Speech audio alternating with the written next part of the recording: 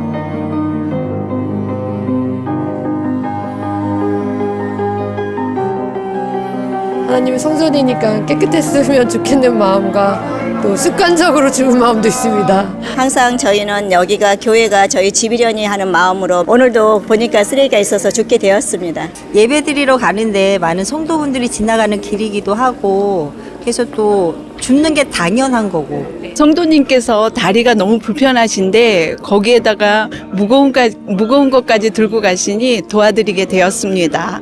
예, 제가 작년에 12월 달에 골절을 당해가지고 한 6개월 동안 휠체어랑 목발을 잡고 생활을 했어요. 그러다 보니까 아픈 사람들이 더 바라보게 되고 더 도와주게 되고 그 사람들 보면 좀 안쓰럽게 생각되더라고요. 네, 어떤 도움의 개념이 아니라 제가 할 수 있는 일을 당연히 할 수 있는 일을 한 것입니다. 그냥 그 순간에 예수님이 생각났고요. 예수님이라면 어떻게 하셨을까? 그냥 몸이 반응했던 것 같아요.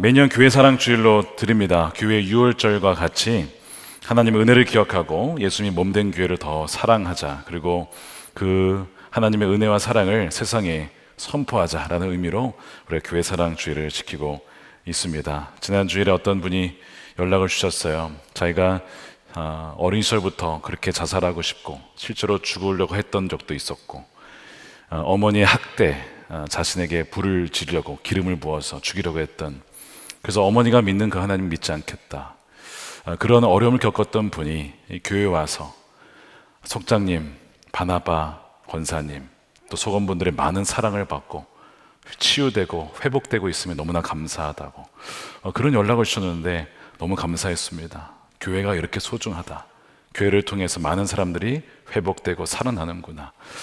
교회 사랑 주일을 맞이하면서 참으로 하나님께 감사했던 한 주간을 보냈습니다. 여러분은 교회가 무엇이라고 생각하시고 교회가 어떠해야 한다고 생각하십니까? 아마 마땅히 생각하는 그 모습이 있으실 거예요. 이 영상에도 담겨있던 것처럼 마땅히 내가 그리스도인들이고 내가 교회라면 이렇게 해야지. 그러나 세상을 돌아보면 여전히 세상에는 어둠 가운데 살아가는 이들이 참으로 많이 있습니다. 얼마 전 한 선교단체를 이끄시는 선교사님께서 가슴 아픈 사연을 SNS에 올리신 걸 봤습니다. 선교적인 차원에서 그분이 이제 베이커리 카페를 오픈하는 날, 오픈하는 날, 카페 앞에 주차된 차에서 한 청년이 스스로 목숨을 끊은 것입니다. 근데 그 카페 옆에는 교회가 있었어요. 즉 교회 앞에서 청년이 목숨을 끊은 거예요. 이분이 밀려오는 허탈감 속에 묻습니다. 그 자리에서 교회 간판이 보이지 않았을까? 누구라도 도움을 요청할 사람이 없었을까? 더 나아가 그 순간에 그 청년이 죽을 때 나는 어디서 무엇을 하고 있었나? 카페에 설치된 카메라로 보니까 그 청년이 죽기 전 몇 시간에 모든 행동이 다 거기에 카메라에 기록이 되어 있는 겁니다. 그 카메라를 돌려보았습니다. 카페 옆 교회에서 철회를 마치고 사역자들과 성도들이 나옵니다. 그 청년과 마주쳐요. 그 영상을 보면서 한 번만 물어봐 주라, 한 번만 돌아봐라, 한 번만 살려달라고 말을 해라. 그러나 아무런 도움의 요청 없이 지나칩니다. 담배를 꺼내 들고 담배를 피면서 안절부절 여러 가지 고민을 하는 모습이 담겨 있습니다.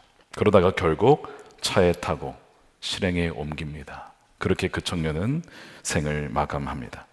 이 선교사님이 그 영상이 트라우마가 되어서 한동안 무력감이 밀려왔다고 해요. 난 도대체 뭐하고 있는 건가? 선교한다고 돌아다니면서 뭘 하고 있는 거지? 알바하고 있는 건가? 일하고 있는 건가? 돈 벌러 다니는 건가? 눈앞에 있는 사람도 붙잡지 못하고 놓치는데 내가 무슨 선교를 한다고 이러고 있는가? 한동안 마음을 잡지 못했다고 합니다. 그러다가 다시 복음 앞에 서게 됩니다. 그래서 복음이 그래서 들려져야 하는 것이고 누군가가 전해야 하는 것이다. 누군가에게는 이 복음이 오늘이 마지막일 수 있다라고 하는 그 마음으로 복음을 전하자. 다시 일어난 그 이야기를 나누어 주셨어요. 교회가 있지만 교회 앞에서 청년이 목숨을 끊는다. 과연 우리 교회 주변에는 이런 일이 절대로 일어나지 않는다라고 우리 확신할 수가 있겠습니까? 과연 다음 세대, 청년 세대, 죽기까지 고통스러워하는 이웃에게 이 교회는 세상에게 어떤 장소로, 어떤 곳으로 준비가 되고 있고 그들을 섬기고 있나요? 최근에 탈기독교 시대 교회라는 책이 번역이 되었습니다. 이 책에 보면 미국이 최근에 급격하게 이 종교적인 변화를 경험하고 있다는 것을 담아내고 있어요. 미국에서 역사상 가장 많은 사람들이 교회에 들어오고 회심했던 시기를 세 번의 시기로 꼽습니다. 첫 번째 대각성 시기, 18세기. 그다음에 19세기 제2차 대각성 운동 시기, 세 번째가 남북전쟁 이후에 40년간 전쟁을 경험한 사람들이 죽음이 있고 그 죽음을 준비해야겠다. 그래서 많은 사람들이 그때 교회에 왔다고 합니다. 그 이후에 빌리그램을 통해서 복음이 전파되면서 또 수많은 사람들이 주께로 나왔죠. 충격적인 것은 지난 25년간 교회에 있다가 교회를 떠난 사람들의 숫자가 지난 그렇게 세 기간에 걸쳐서 들어온 숫자보다 훨씬 더 많다는 것입니다. 더 많은 사람들이 교회를 떠나갔다는 거예요. 그러면서 이 탈교회 현상은 많은 가정들에게 고통을 안겨다 주고 있는데, 예를 들면 이런 겁니다. 거기에 보면 한 가정 이야기가 나와요. 4자녀를 둔 어머니 이야기가 나옵니다. 신실한 어머니예요. 아이를 믿음으로 기르려고 했어요. 그래서 교회도 보내고 그다음에 기독교 사립학교를 보내서 기독교 성경적인 가치관을 아이들을 양육하려고 했습니다. 그러나 장년이 되어서 끝까지 교회에 남은 자녀는 4 중에 단 1명입니다. 3명은 교회를 떠나고 맙니다. 이 어머니의 마음이 얼마나 아플까요? 50세 이상의 어른들에게는 교회를 떠난 성인 자녀가 최소한 1명이 있다는 통계도 나오고, 그래서 자녀나 이 손주가 신앙을 회복하고 좋은 교회로 돌아오기를 오랫동안 기도하고 있다는 분들이 너무나 많다는 것입니다. 이것이 지금 미국의 현상이에요. 통계에 따르면 놀랍게도 왜 자녀들이 교회를 떠났냐, 여러 가지 원인이 있지만 그 중에 하나가 뭐냐면 놀랍게도 부모님과의 관계적인 갈등이 교회를 떠나게 하였다라는 대답이 나옵니다. 그래서 교회를 떠날 때 부모의 영향을 얼마나 받았습니까? 라는 질문에 68%, 거의 70%, 10명 중에 7명은 부모님의 영향으로 교회를 떠났다. 이런 얘기를 하는 겁니다. 왜 그런가? 부모님과 다른 정치적인 차이. 진보냐 보수냐. 문화와 사회에 대한 정서적인 태도와 관점의 차이가 갈등을 유발했고 그것이 교회를 떠나게 되는 요인이 되었다는 거예요.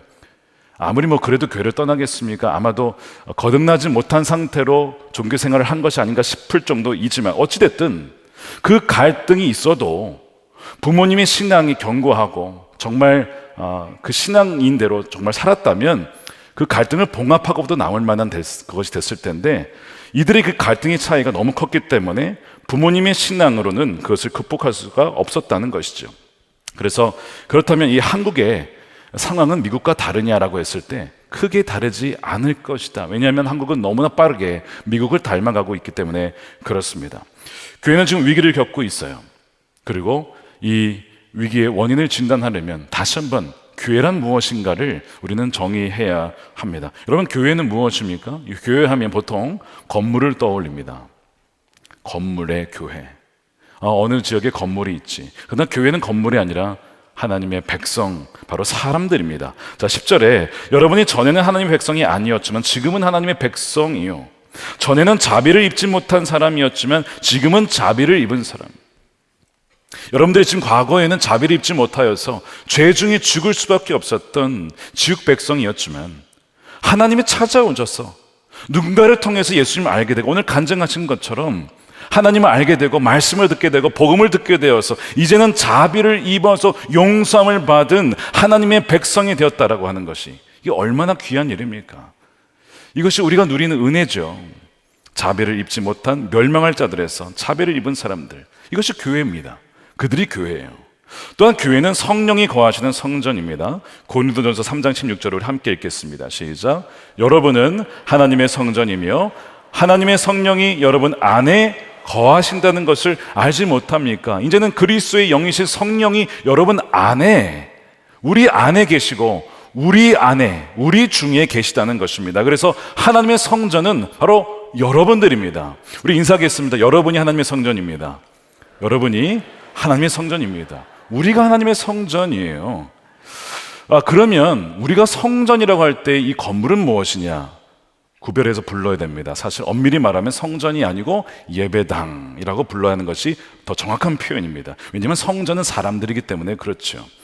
예배당은 여러분 중요하고 굉장히 필요합니다. 예를 들어보면요, 마치 여러분은 커피를 마실 때 카페에 가서 커피를 주문합니다. 커피를 마실 때 커피가 중요합니까? 커피 잔이 중요합니까? 물어보나 마나죠. 당연히 커피가 중요하죠. 커피가 본질이니까. 근데 한번 생각해 보세요. 커피 잔 없이 커피 마실 수 있습니까? 커피 잔이 없으면, 컵이 없으면 커피 마시지 못합니다.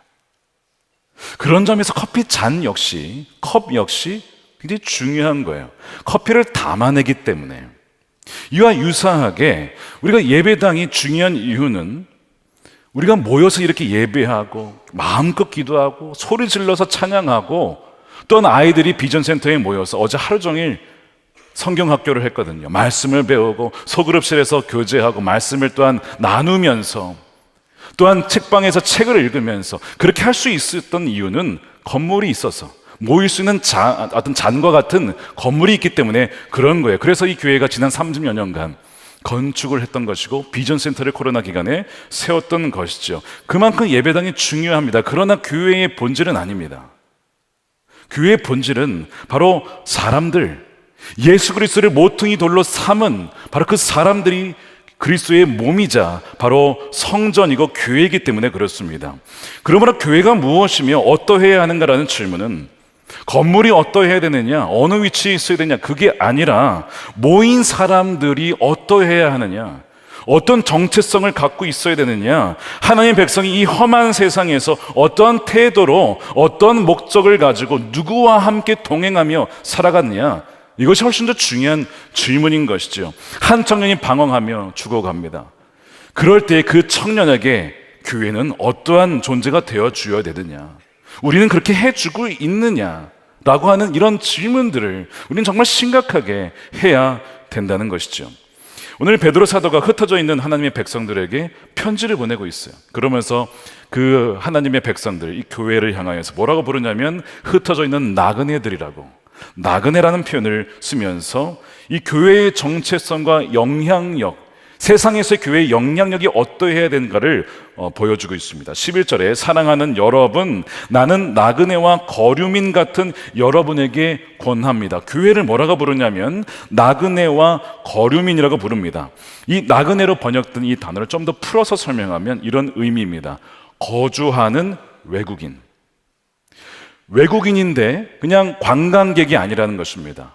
잠깐 왔다 가는 것이 아니라 거주한다는 거예요. 다른 나라 사람입니다. 그런데 그곳에 살아요. 그 사회의 일원입니다. 직업도 갖고 있습니다. 그 나라의 언어도 알고 있습니다. 관계를 맺는 친구들과 이웃들도 있습니다.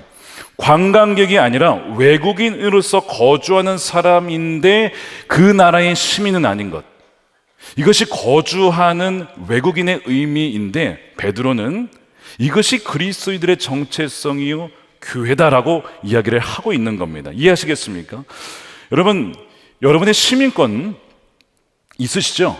대한민국 시민이 있죠? 대부분 그러실 겁니다. 그런데 성경에서 우리가 그리스도인이 되는 순간, 우리가 예수를 믿는 순간 우리 일차적인 시민권은 대한민국이 아니고 하나님 나라의 시민권을 갖게 된다는 겁니다. 이게 우리의 첫 번째 정체성이에요. 빌립보서 3장 20절 말씀입니다. 우리 함께 읽겠습니다. 그러나 우리의 시민권은 하늘에 있습니다. 그곳으로부터 우리는 구주로 오실 주 예수 그리스도를 기다리고 있습니다. 여러분들이 정말 거듭났다면 나의 시민권은 하늘에 있고 나는 근본적으로 하늘에 속한 사람이다 라고 하는 분명한 정체성을 갖고 계셔야 됩니다. 내가 하나님의 자녀이면서 그걸 모른 채에 마치 이 땅에서 영원히 살다가 죽을 것처럼 살아간다면 우리의 정체성을 다시 의심해 봐야 돼요. 분명히 성경은 줄곧 무슨 얘기를 하냐면 우리가 거듭나는 순간, 이제는 위로부터 거듭나는 순간 하나님 나라의 백성으로서 이곳에 마치 외국인이 살듯이 머물러 있다가 살다가 주님 앞에 서게 된다는 것을 말씀하고 있습니다. 그러다 보니 세상에서 살면서 세상의 가치관과 문화와 간습과 일부 공유하는 부분이 있어요.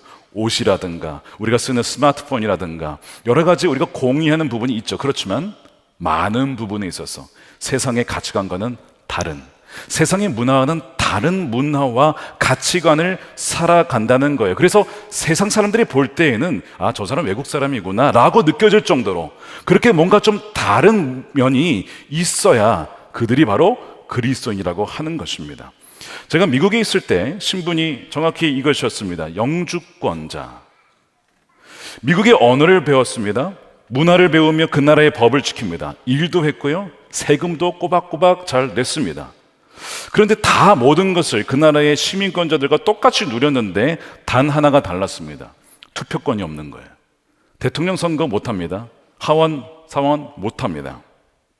그 나라의 시민권자가 아니기 때문에. 또 하나 머무를 수 있는 기한이 있습니다. 그린카드라고 하는 영주권 카드가 나오면 10년 그 기한이 있어요. 물론 다시 연장하면 또 10년이 연장됩니다. 또 연장됩니다. 그러나 연장하지 않으면 10년이 되면 떠나야 돼요. 왜요? 그 나라의 시민권자가 아니기 때문에. 그래서 저의 은행 계좌에는요, 저의 신분이 정확히 적혀 있었는데 이렇게 써 있었습니다. Resident Alien, 즉 번역하면 거주하는 외계인. 정말 외계인, 전혀 다른 사람이다. 근데 거기에 살고 있다. 거주하는 외국인이라고 거기 써 있는 거예요. 근데 이 에일리언이라고 하는 이 외국인이라고 하는 외계인이라고 하는 이 단어가 11절에 거류민, 그 foreigner 혹은 stranger, 이상한 사람, 뭔가 좀 낯선 사람이라고 번역되는 그 단어와 동일한 단어입니다. 그 베드로 사도가 교회란 무엇이며 누구냐라고 했을 때 그리스도인들이 바로 하나님의 교회인데 그들은 이 땅을 살아가는 자들이야. 이 세상에서 속해 살아가지만 이 세상과는 뭔가 다른 점들이 있어서 세상 사람들이 보기에는 좀 낯설다, 좀 뭔가 이상하다, 다른 점이 있다라고 여겨지는 그런 사람들이 바로 교회라고 하는 거예요. 그래서 하늘의 시민권자로서 이 땅을 살아가면서 분명한 정체성을 갖고 있습니다. 뭐냐면, 자, 따라하겠습니다. 거룩한 순례자. 거룩한 순례자로서의 정체성을 갖고 있는데요, 오늘날 교회가 많이 강조하고 있지 않은 부분이 바로 이 순례자라는 표현입니다. 좋은 번연이 철로 역정에서 내내 강조하는 것이 우리는 순례자다. 우리는 본향을 향해 가고 있고 아직 집에 이른 것이 아니다라고 말씀하고 있죠. 다니엘서에서는 그것을 순례자를 다른 표현으로 유배자 혹은 포로민, 이건 좀 더 부정적인 표현이긴 하지만 집이 아니라 다른 곳에 와 있다라고 하는 것이죠. 그래서 이 땅에서의 그리스도의 삶은 완벽하지가 않습니다. 왜? 집이 아니니까. 여러분, 여행 가보시면 뭔가 좋기도 하지만 불편하실 겁니다. 그래서 여행을 트래블이라고 하지만 이런 말이 있습니다. 트래블은 트러블이다. 여행은 힘들다는 거예요. 고통스럽다. 왜죠? 잠자리가 달라요. 침대가 다릅니다. 베개가 다릅니다. 쓰는 물품이 다릅니다. 임시적으로 잠깐 쓰려고 왔기 때문에 내가 쓰던 물건이 아닙니다. 내가 먹던 음식이 아닙니다. 그러다 보니까 뭔가 불편하고 뜻대로 되지 않지요.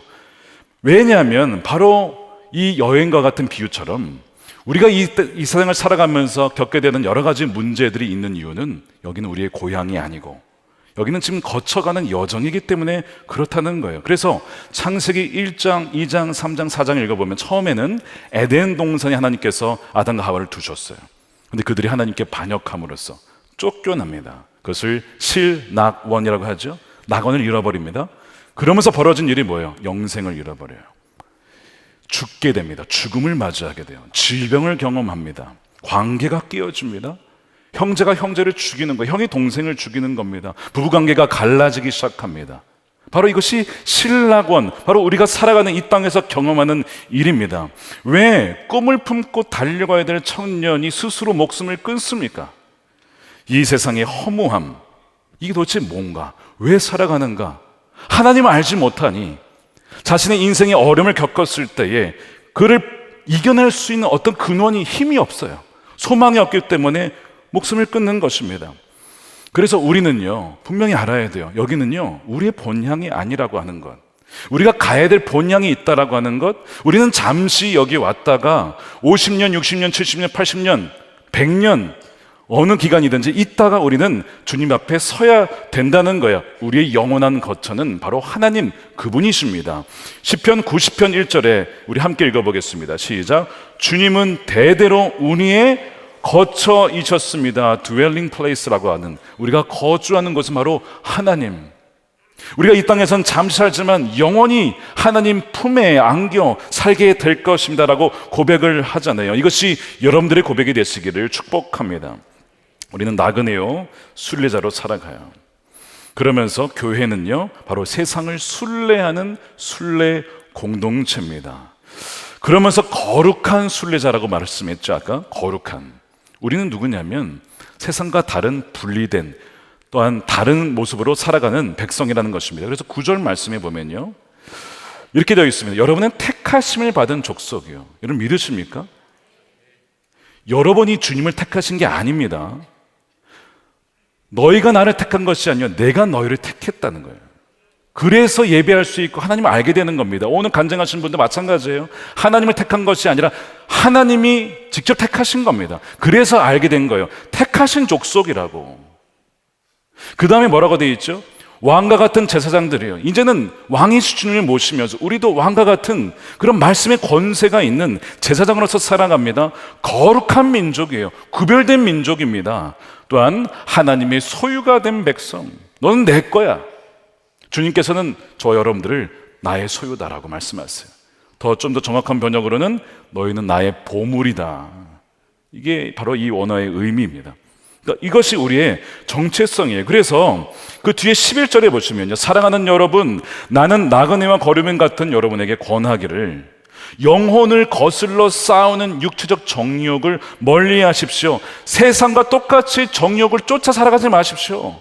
그 멸망할 자들이 살아갈 방식입니다. 여러분들의 삶의 방식은 달라야 합니다. 왜냐하면 여러분들은 택함받은 족속입니다. 거룩한 민족입니다. 본향이 있고 이 땅을 살아갈 다른 목적과 사명이 있는 자들이기 때문에 세상과 구별되어 살아가야 됩니다. 그것을 믿는다면 그 거룩하신 하나님의 힘이, 능력이 여러분과 함께함으로 세상을 이길 그 삶을 살아가게 된다는 것입니다. 이 말씀을 하고 있는 것이죠. 그래서 교회는 세상 안에 있죠. 우리가 뭐 무인도에 가거나 따로 뭐 수도원에 들어가는 게 아니잖아요. 수도원에.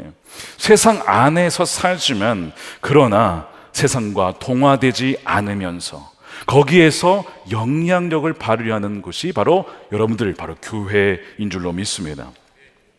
미국에 살 때 2017년쯤이었던 것 같습니다. 저희 둘째, 이게 있었던 일인데 용서해 주시고 들어주시면 좋겠습니다. 둘째가 초등학교 다닐 때였는데 학교에 한 친구가 있었어요. 근데 이 친구가 툭하면 짜증을 내고 뭐 기분이 왔다 갔다 하고 충동적이고 뭐 집중을 잘 못하는 겁니다. 그러니까 얘 때문에 저희 이제 아들이 좀 이렇게 약간 좀 짜증이 나기도 하고 좀 힘들기도 하고, 게다가 이제 주위에 이제 친구들이 야, 얘는 완전 왕따를 시켜야 된다, 완전 매장을 시키자, 이런 식으로 막 하는 거예요. 어느 날 이 저희 둘째가 집에 오더니 엄마에게 이런 고민을 털어놓았습니다. 자기가 이제 자기도 좀 힘드니까 어떻게 될지 몰랐어. 그랬더니 어머니가 이런 얘기를 했어요. 그애 미워하지 말아라. 걔도 자기가 그러고 싶어서 그러는 게 아니야. 걔가 아파서 그런 거야. 그러니까 다른 아이들이 그러더라도 너는 믿는 아이니까 절대로 나쁘게 대하지 말고 오히려 그의 친구가 되어줘. 이 아이가 끄덕끄덕 듣더니 학교로 다시 갔어요. 그러면서 그 아이를 좀 더 이해해주고 참아주고 함께 있어주면서 놀아주기 시작했는데 놀랍게도 그 아이와 베스트 프렌드가 되었습니다. 1년 정도가 지난 다음에 그 아이의 어머니가 어떻게 번호를 알고, 아마 누가 알려줬나 봐요. 문자가 왔어요. 그러면서 무슨 얘기를 하시냐면 사실은 저희 아이가 ADHD입니다. 주위로 결핍증을 겪고 있어요. 그래서 학교에서 아이들이 왕따를 시키고 힘들게 하는 거 저도 알고 있습니다. 근데 저희 둘째가 그렇게 친구가 되어줬다는 이야기를 듣고 너무 고마워서 연락을 하신 거예요. 얼마 지나지 않아서 이제 이 아이의 생일이 되어서 저희 둘째가 초대를 받은 거예요. 왜요? 베스트 프렌드니까. 초대를 받아서 생일 파티를 같이 해주었습니다. 왜 베스트 프렌드가 되었는지를 그때 알게 됐는데 이런 일이 있었던 것이죠. 이제 이 아이가, 저희 둘째가 친구가 되어주려고 학교에 이제 갔는데 아이들이 이제 왕따 시키려고 했다 그랬잖아요. 근데 저희 둘째가 막아준 거예요. 그래서 제가 야, 너 무슨 힘이 있다고 삐쩍 말라가지고 어떻게 막았냐 했더니 자기가 블랙벨트라 이거지. 태권도.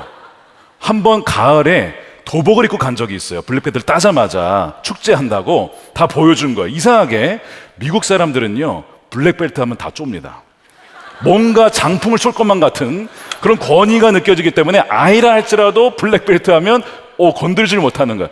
그렇게 아이를 보호해 줬던 것 같아요. 그 이야기를 들으면서 그래도 참 감사하다. 그래서 나중에는 그 친구들이요 같이 놀게 됐어요. 같이. 제가 그 이야기를 들으면서 지금도 생각나는 게 뭐냐면요, 여러분, 교회가 막 여러분들이 세상 속에 살다 보면 이런 일들이 있잖아요. 어른들이라고 마찬가지 똑같이 다 있습니다. 그때 같이 합류할 것이 아니라 오히려 악을 악이 아니라 선으로 갚고, 거기에서 아니라고 할 때에 누군가는 거기에 반응을 합니다. 다 일로 가는데 왜 여기는 아니라고 하지? 그러면서 그 영향력이 서서히 발휘가 되는 거예요. 바로 저와 여러분들을 어둠 가운데 빛으로 부르신 것입니다. 누가요? 바로 우리 주님께서. 우리 지난주 말씀 기억나시죠? 여러분들을 무엇으로 부르셨다고요? 등불로 부르셨다고요. 그래서 초기 기독교 역사를 보면 폭발적으로 교회가 성장을 하게 되는데 참 놀라운 통계가 있습니다. 처음으로 기독교인이라 불렸던 사람들이라는 책이 있습니다. 그 책에 보게 되면 이런 통계가 나와요. 서기 40년에 기독교인들이 한 1000명 정도였답니다. 서기 40년, 예수님이 승천하시고 얼마 안 된 후죠. 근데 60년 뒤에 서기 100년 됐을 때는 10,000명 정도로 늘어나요. 10배가 성장한 거예요. 자, 근데 보십시오. 여기서 200년이 흐릅니다. 아직 콘스탄틴 황제가 기독교를 공인하기 이전에 200년이 지난 다음에 얼마가 된 줄 아십니까? 통계에 의하면 대략 500만 명. 500배 성장입니다. 도대체 이 200년 사이에 무슨 일이 벌어졌을까? 첫 번째, 성령의 강력한 역사. 두 번째, 성령으로 감화된 그리스도인들의 변화된 삶을 통하여서 주변에 있는 사람들에게 영향을 미쳐서 나도 예수님 믿고 싶다, 이것이 퍼져나가게 된 거예요. 그래서 무엇이 달랐느냐라고 했을 때 제가 이제 자막을 띄워드릴 텐데, 첫 번째, 기독교인들은 검투사 축제를 거부했다는 거예요. 당시 로마 사람들이 포로로 끌려온 사람들에게 여러분 기억나시죠? 검투사 시켜가지고 서로 막 죽이는 경기, 글래디어스, 이런 거 기억나실 거예요. 거기 보면 이런 걸 막 즐기는 거예요. 피가 낭자한 경기, 사람들을 막 죽여라, 와, 환호한. 기독교인들은 거절한 겁니다. 왜 그렇죠? 사람을 죽이는 스포츠는 하나님이 기뻐하시지 않는다. 그러니까 여기서 먼저 확 구분이 돼요. 안 가면 대개 기독교인들이었습니다. 두 번째, 기독교인들은 낙태와 영아 유기를 반대했습니다. 여러분, 이건 당연한 것인데 그 당시는 그렇지 않았어요. 그 당시에 자연스러웠던 게 뭐냐면 아이를 낳았는데 내가 원하는 성별의 애가 아니야. 그러면 버리는 거예요. 특히 누굴까요? 여자를 낳으면 버리는 겁니다. 다는 아니지만. 그러면 버려진 아이는 죽든지 노예로 길러지든지. 이것이 당연한 누구의 권리? 부모의 권리로 여겨졌던 때가 바로 그 당시였습니다. 그런데 그리스도인들은 누구를 낳아도, 여자애를 낳아도 남자애를 낳아도 사랑으로 기르는 거예요. 왜 그렇죠? 이 생명은 하나님이 주신 생명이다. 존귀한 생명이다. 그래서 낙태도 하지 않고 영아 유기도 하지 않는 것에서 너무나 그 당시에 로마 사람들과는 달랐던 점. 세 번째, 기독교인들은 결혼 이후의 성관계를 반대했다라고 하는 거예요. 당시에 로마 남자들에게는 이중잣대가 있었습니다. 결혼을 하면 여성들에게는 정절을 요구합니다. 그리고 자녀들을 잘 길러라. 남자들은요, 이런 경우가 있었어요. 높은 지위에 있을수록 그보다 낮은 여성들과 관계를 맺습니다. 여정을 둡니다. 정부를 따로 둡니다. 그리고 아내한테는 정조를 요구하는 거예요. 이런 이중잣대가 로마 시민 사람들에게 아주 일반적인 일이었어요. 그런데 기독교인들은 부부관계는 가정 안에서, 부부 안에서만 허용되는 것이다. 서로만을 사랑해야 된다. 이건 이상한 이런 얘기를 하는 거니까 야, 왜 그렇게 사냐라고 하다가 그게 맞는 것 같은데 이렇게 바뀌는 거예요. 네 번째, 동성애를 반대했어요. 여러분, 소크라테스나 이런 그리스 문헌을 읽어보십시오. 그러면은요, 동성애가 있었음을 발견하게 됩니다. 특히 공부를 많이 할수록, 귀족일수록 동성애에 빠져듭니다. 그런데 그리스도인들은 동성애를 반대하는 거예요. 이건 하나님 기뻐하시는 것이 아니다 라고 하면서 동성애자들에 대한 궁일의 마음을 품으면서 동성애는 반대하는 것이 그리스도인들이었어요. 다섯 번째, 여성에게 권한을 부여했습니다. 로마에는 여성 리더십이 없습니다. 그런데 예수님처럼 교회는요, 여성 리더십을 받아들여요. 그들을 세워줍니다. 그래서 사도 바울이 로마서 16장에서 나에게 가장 감사한 사람 첫 번째 꼽으라면 누구냐면 여성을 꼽았어요. 바로 갱그레 교회의 후원자였던 베베를 내가 청구하고 싶습니다. 그를 세우는 거예요. 그 당시에 있을 수 없는 일입니다. 여성혁명, 인권, 여러분, 그 당시에 이미 기독교인들이 혁명적으로 했던 일이 바로 그거였어요. 여섯 번째, 모든 인종의 가난한 사람들을 섬겼습니다. 환대를 베풉니다. 로마 사람들도 가난한 사람들 도왔습니다. 근데 오직 자기의 가족과 친척만. 다른 사람들은 도우면 그 미련한 짓이에요. 왜 도와요? 아무런 쓸데없는 거예요. 그런데 기독교인들은 나와 상관없는 이들, 나와 다른 인종, 국적의 가난한 사람들도 대했습니다. 왜? 어떤 말씀이 있어요? 지극히 작은 자 대하는 것이 나에게 하는 것이다 라는 말씀을 들어왔기 때문에 그런 것이죠. 또한 그들이 그럴 수 있었던 것은 어느 누구나 하나님의 형상대로 지음받은 존엄한 자들이다. 이거는 우리에게는 지금은 당연하지만 그 당시에는 절대 일어날 수 없었던 일이었어요. 그래서 사도 바울이 빌레몬에게 얘기하잖아요. 그의 종이었던 오네시모를 종으로 여기지 말고 어떻게 돼요? 사랑하는 형제로 여기십시오. 말도 안 되는 일을 이미 그 당시에 이미 행하고 있었던 이런 모든 것들이 달랐던 것입니다. 마지막입니다. 일곱 번째, 기독교인들은요, 오직 주님만 믿으며 죽음도 두려워하지 않았어요. 당시 로마 사람들이 믿었던 신들은 다 로마의 다양한 그리스 로마 신들을 다 믿었습니다. 다 신론자들이었어요. 근데 기독교인들은 안 믿는 거예요. 어느 신도 안 믿어요, 거기. 그래서 여러분, 기독교인들의 별명이 뭐였냐면 무신론자였습니다. 이상하죠? 왜 무신론자로 불렸냐면 로마의 신들을 안 믿으니까. 저들은 무신론자들이구나. 근데 믿는 것이 있는데 바로 예수라고 한 자를 믿더라. 이게 독특한 점이었습니다. 단 한 분만 믿는 거예요. 그리고 죽음을 두려워하지 않아요. 왜요? 부활을 믿으니까. 예수 그리스도의 부활을 믿으니까 순교의 위기가 와도 그거를 그냥 받아들이는 것이죠. 사자밥이 되어도 화형을 청할 때에도 그 부활을 믿었기 때문에 담대하게 죽는 모습을 보면서 도대체 저들이 뭘 믿고 저렇게 담대하느냐. 그러다가 예수님을 알게 되고 부활을 믿게 되고 이렇게 바뀌어지는 것입니다. 여러분, 이것이 초기에 구별된 거룩한 순례자들의 모습이었어요. 이것이 교회였습니다. 그래서 사람들은 처음에는 다르다라고 하다가도 점점 그 사람들이 말에 귀를 기울이기 시작합니다. 그들의 다른 생활 패턴에 귀를 기울이기 시작합니다. 그러면서 전염이 되는 거예요. 그들의 삶이, 그들의 그 복음이 전파되기 시작합니다. 자, 질문입니다. 왜 지금 교회가 약해지고 죽어갈까요? 이것과 정반대로 하고 있기 때문에 그렇습니다.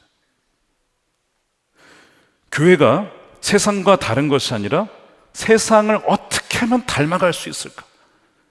어떻게 하면 사람들이 거부감 없이 교회에 들어올 수 있을까? 계속 기준을 낮추는 거야. 그럼 세상과 어떻게 돼요? 똑같아지는 것입니다. 영향을 미치는 것이 아니라 영향을 받는 것입니다. 세속화되는 것입니다. 그래서 맛을 잃어버리는 거예요. 오히려 믿지 않는 이들보다 또 더 악하게 그럴 때도 있죠. 그래서 맛을 잃어버린 소금은 어떻게 된다고 했습니까? 사람들의 발에 밟힐 뿐이다. 이 안타까운 일이 지금 미국에서도 한국에서도 벌어지고 있기 때문에 저와 여러분의 사명이 너무 중요한 것입니다. 우리가 교회사랑주일로 드린 이유가 너무 중요한 거예요. 주님, 우리는 연약하지만 주님 다시 한번 우리를 일깨워 주시고 우리를 변화시켜 주셔서 교회가 되어서 우리만이 아니라 세상 속에서 맛을 잃어버린 자가 아니라 맛을 내는 진정한 거룩한 순례자로서 살아갈 수 있도록 해 주십시오. 이것이 회복이 되어야 된다는 것이고 저와 여러분을 통해서 하나님은 그 일을 이루실 줄로 믿습니다. 예수님께서 이미 이 얘기를 하셨어요. 산상수훈에 보면 그 말씀이 나오거든요. 근데 그 말씀을 가지고 베드로가 자기의 언어로 표현한 것이 오늘 12절입니다. 여러분은 이방 사람 가운데서, 이방 사람 떠나려는 것이 아닙니다. 수도원 가서 살라는 것이 아닙니다. 거기에서 행실을 바르게 사십시오. 그렇게 하면 그들은 여러분들로 악을 행하는 자라고 처음에는 욕하지만 여러분의 바른 행위를 보고 바른 행실을 보고 하나님께서 찾아오신 날에 하나님께 영광을 돌리며 그들도 하나님을 알게 된다는 것입니다. 자, 이 말씀이요 동일하게 어디 나옵니까? 마태복음에 나오는 거예요. 마태복음 5장에 자 14절입니다. 너희는 세상의 빛이다. 산 위에 세운 마을은 숨길 수 없다. 이와 같이 너희의 빛을 사람에게 비추어서 그들이 너희의 착한 행실을 보고 하늘에 계신 너희 아버지께 영광을 돌리게 하라. 똑같은 말씀이죠. 동일한 얘기를 다른 표현으로 하고 있는 것입니다. 처음에는 사람들이 욕하죠. 야, 너희는 검투 경기 안 보냐? 너희는 뭐 잘났냐? 너희는 왜 영화 6위 안 해? 미련한 거야. 야, 성별을 골라서 키워야지 낳는다고 다 키우냐? 이런 식으로 막 욕하다가 생명의 소중함을 깨닫고 이 생명이 그냥 태어난 것이 아님을 깨닫으면서 하나님이 계신가? 하나님이 정말 살아계신가? 궁금증을 갖다가 하나님 알게 되는 거예요. 이것이 오늘 이 12절의 말씀입니다. 빛을 숨길 수가 없어요. 수많은 사람들이 영향을 받게 됩니다. 여러분, 세상 안에서 착한 행실을 통해 빛을 비추는 바로 여러분들이 되시기를 축복합니다. 세계 2차 세계대전 때에 이런 일이 있었습니다. 여러분, 나치가 프랑스를 금방 점령한 거 아시죠? 며칠 만에 점령을 해버렸어요. 그러나서 거기에 비시라고 하는 그 지역에 비시 임시정부를 세웁니다. 그래서 임시정부가 나치의 하수인 역할을 해요. 무슨 일을 하냐면 유대인들을 잡아들이는 일에 이 비시정부의 경찰들이 동원이 됩니다. 그래서 한 번은요 르샹벙이라고 하는 그 지역에 이 경찰이 들이닥쳐요. 왜냐하면 유대인들이 거기에 숨어 들어갔다는 이야기를 들었기 때문에 그렇습니다. 갔는데 거기에는요 휴고노라고 하는 기독교 분파에 정말 말씀대로 믿는 어떤 그 공동체가 있었어요. 그 공동체의 성도들이 그 유대인들을 자기 집에 한 명씩 다 숨긴 겁니다. 그리고 그 교회의 지도자였던 이 뚜로무라고 하는 이 목사를 잡아다가 이 경찰이 협박하면서 추궁해요. 유대인들 어디 있냐 이거야. 막 욕합니다. 왜 그들을 숨기냐? 빨리 말해라. 그런데 끝까지 말하지 않아요. 그리고 온 성도들도 그 목사와 똑같이 자신의 가정에 몰래 숨겨진 그 유대인들을 끝까지 지켜냅니다. 그러다가 한 명이 발각이 돼요. 그래서 그 사람은 죽음의 수용소로 끌려가기 위해서 버스에 타게 됩니다. 그때 이 드루메 목사의 아들이 터벅터벅 걸어 나오더니 자신의 초콜릿 바를 가장 소중했던 것을 그 사람에게 건네줘요. 사랑의 표현이죠. 그걸 보았던 마을 사람들이 한두 명씩 나오더니 자신의 음식을 그 사람에게 창문을 통해서 버스의 창문을 통해서 건네주기 시작합니다. 여기에 그치지 않고 이 그리스도인들은요, 비시 경찰들마저도 자신들의 이웃으로 여깁니다. 여러분, 이 경찰 원수 아닙니까? 네, 여러분 따지고 보면 이들도 불쌍한 사람들이에요. 낯에 의해서 지금 이용당하는 거잖아요. 같은 민족이잖아요 지금. 그러니까 경찰 사실 원수라고 볼 수 있지만 원수라고 여기지 않고, 마치 사마리아인 비유에 나와 있던 것처럼 원수라고 여겼던 그들이 사실은 우리의 이웃이다. 그래서 악을 악으로 갚지 않고 선을 대합니다. 선으로. 그러니까 이 경찰들이요, 의아한 거예요. 왜 이들이 우리에게 이렇게 대하지? 왜냐하면 나중에 알게 됐어요. 이 공동체는 늘 성경 말씀을 읽는데 산상수훈의 사마리아인 비유를 통해서 적일 수밖에 없는 경찰도 이웃이라는 것을 확신하면서 원수를 사랑하며 너희를 박해하는 자를 위하여 기도하라. 예수님 그 말씀을 그대로 살아내고 있었던 거예요. 그러면서 그 사랑에 이 경찰들의 마음이 하나둘씩 바뀝니다. 어떤 사람이 그래요. 나 이제 이거 첩보 못할 것 같아. 나 그만둘래. 나도 그거 못하겠어 더 이상.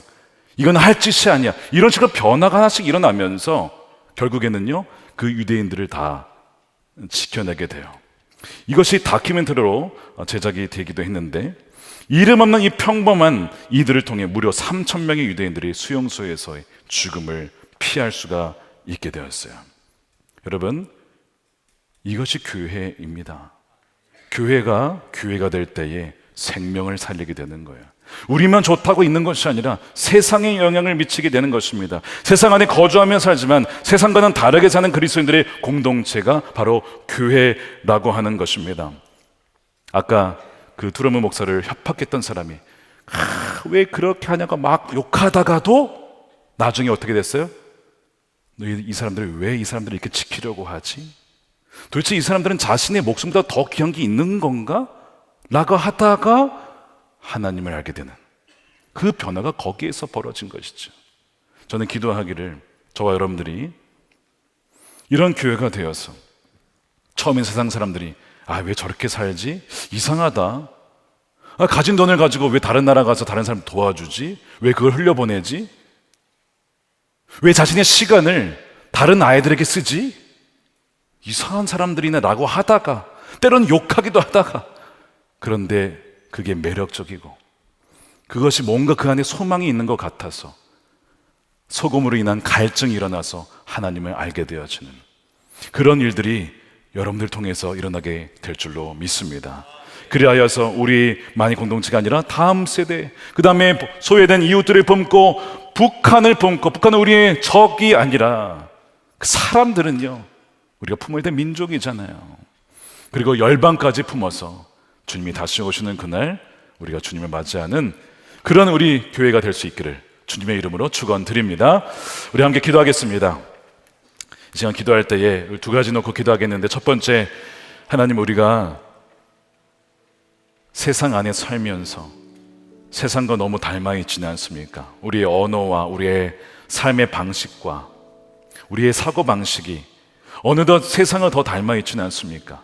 악을 악으로 대항하고 또 보복하고 미워하고 탐욕스럽고 정욕대로 살아가는 그 모습이 구별된 공동체가 아니라 더 세상과 닮아 있는 것은 아닌가를 이 시간 돌아보며 회개하기를 원합니다. 주여, 우리를 불쌍히 여겨 주시옵소서. 두 번째로 기도할 때에 주여, 우리가 교회가 교회 되기를 원하고 교회의 다음 모습을 회복하기를 원합니다. 그리하여 교회가 진정 교회 될 때에 그것이 선교적인 공동체가 되어서 다음 세대와 이웃과 북한과 열방을 품는 그런 선교적인 교회로서 쓰임받는 이 교회가 될 수 있도록 우리를 사용해 달라고 함께 우리 통성으로 기도하겠습니다. 아버지 하나님, 그렇습니다. 주여, 우리를 부르시니 하나님 감사합니다. 우리가 전에는 어둠 가운데 살았고 자비를 입지 못한 사람들이었지만 이제는 빛 가운데로 건짐을 받고 또한 자비를 입어서 하나님의 존귀한 백성이 되게 하신 하나님의 사랑에 감사를 드립니다. 아버지 하나님, 그러나 여전히 세상 바깥에 우리의 주변에는 또한 다음 세대의 이웃과 너무나 많은 사람들이 죽어가는 사람들이 있습니다. 주여, 그들에게 다가가서 복음을 말로만이 아니라 우리의 삶으로 증언하고 증거할 수 있는 하나님의 빛된 순례자 공동체로 살아갈 수 있도록 하나님 인도하여 주시옵소서. 잠시 왔다 가는 세상입니다. 평생 여기에 살 것처럼 살지 않게 하시고, 주여 하나님, 다가오는 주님의 그날 준비하여서 영혼을 구원하며 사람을 사랑하고 섬기며 주 예수 그리스도의 복음을 증거하다가 주님을 맞이할 수 있는 하나님 우리 모든 성도들이 되게 하여 주시옵소서.